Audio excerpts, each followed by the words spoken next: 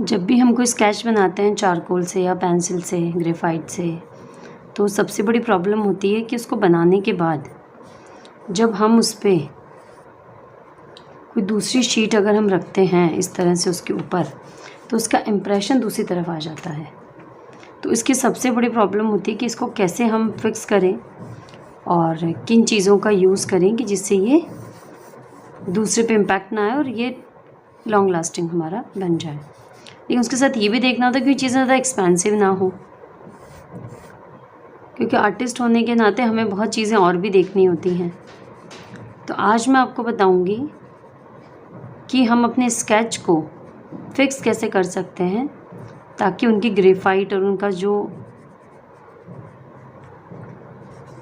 ये ब्लैकनेस होती है ये कैसे स्टॉप हो, ताकि दूसरी शीट पे वो ट्रांसफ़र नहीं हो और हमारा जो स्केच है वो ख़राब नहीं हो।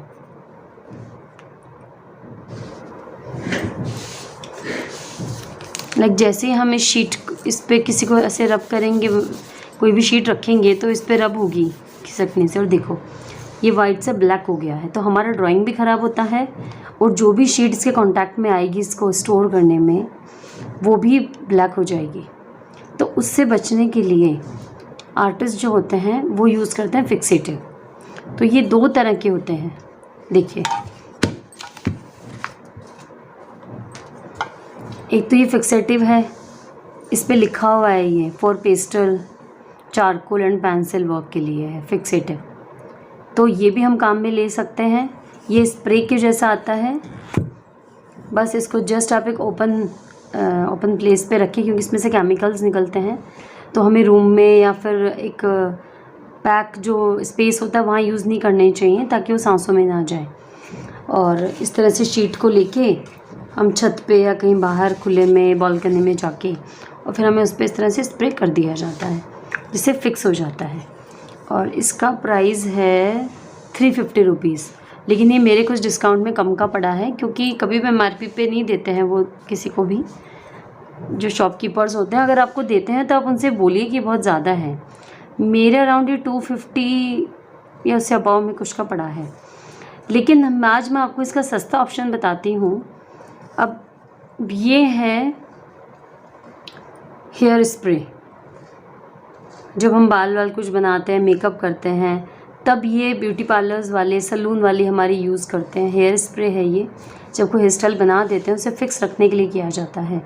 तो ये एक सस्ता ऑप्शन है अपने स्केच को प्रोटेक्ट करने के लिए, जिसके लिए हम इसका यूज़ कर सकते हैं। ये भी बिल्कुल उसी तरह से आता है, इसमें भी स्प्रे है। आप जो भी है उसको खुले स्पेस में जाके इस तरह से कर सकते हैं, और इसको तो आप थोड़ा अगर किसी रूम में भी हैं तो भी यूज़ कर सकते हैं, क्योंकि सलून वाले भी जो है, पार्लर वाले भी हैं, वो भी इनको अंदर ही यूज़ करते हैं, इसलिए ये आप अंदर भी यूज़ कर सकते हैं। अब आप इसकी और इसकी बॉटल देखिए, इनकी साइज़ में कितना डिफरेंस है। इनकी इससे बड़ी बॉटल है ये, और थिकनेस में देखो तो ये इससे ज़्यादा मोटी भी है, और ये है इस पे 230 रुपीज़ लिखा है, लेकिन ये मेरे और भी कम की पड़ी है। तो इस तरह से अगर हम प्राइस से भी कंपेयर करें तो ये ज़्यादा हमको मिलता है। अब अगर हम इसकी क्वांटिटी देखें तो ये 250 ml है और ये 200 ml है, तो हमें 50 ml ज़्यादा मिल रहा है कम प्राइस में। तो आपको जो भी सही लगे आप ले सकते हैं। ये ब्रांड को मैं कोई प्रमोट नहीं कर रही हूँ, जस्ट मेरे पास ये दो थे तो मैंने आपको बताया। इनको आपको जस्ट स्प्रे करना है लेके इस तरह से,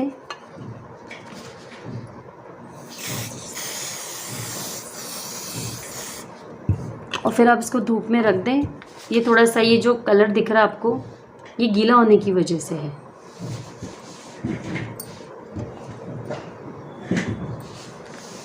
क्योंकि मैंने इस पर किया तो ये गीला हो गया, तो ये ड्राई होकर ये बिल्कुल प्लेन वाइट शीट बन जाएगी नॉर्मल, इसमें कहीं कोई दिक्कत नहीं है। और अब देखिए आप इसे,